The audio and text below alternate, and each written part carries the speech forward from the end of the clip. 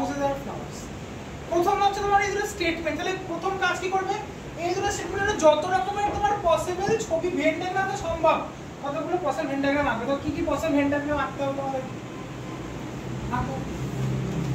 Statement অনুসারটা কিন্তু একটা অত্যন্ত লজিক্যাল জিনিস, মানে রিজনিং এর একটা খুবই ভাইটাল জায়গা কিন্তু হচ্ছে স্টেটমেন্ট কনক্লুশন, ঠিক আছে।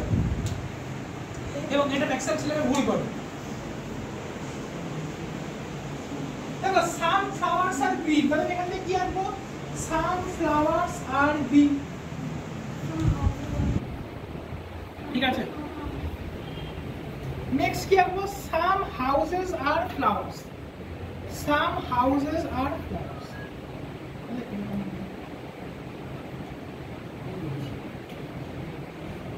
এই আমার একটা ছবি, আমার আর কোনো ছবি আঁকা পসিবল এখান থেকে, কেন পসিবল না, আমার এটা কোনো পসিবল যে some flowers are green, some houses are flowers, এটা তো ভুল কোথায় আছে,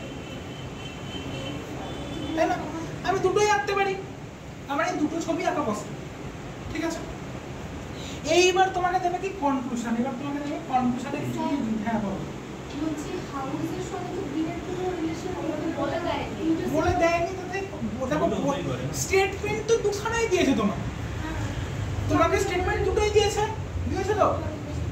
তাহলে স্টেটমেন্ট যখন ধরে দিচ্ছে, দেখো না, সাম হাউসেস আর ফ্লাওয়ার্স, যখন তোমাকে এই সেন্টেন্সটা বলেছে সাম হাউসেস আর ফ্লাওয়ার্স, তখন তুমি দুরকম ভাবেই আঁকতে পারো। তুমি সাম হাউসেস আর ফ্লাওয়ার্স এটাও ঠিক আছে, সাম, আমি কি তোমাকে বলতে পারবো যে তুমি সাম হাউসেস আর ফ্লাওয়ার্স যদি এইটা এখান থেকে আমি সাম হাউসেস আর ফ্লাওয়ার বলতে পারছি না, এটা তো এখান থেকে সাম ফ্লাওয়ার আর গ্রিন বলতে পারছি না, দুটোই আমি এখান থেকে বলতে পারছি। আমি 3 নম্বরটাকে বলিনি,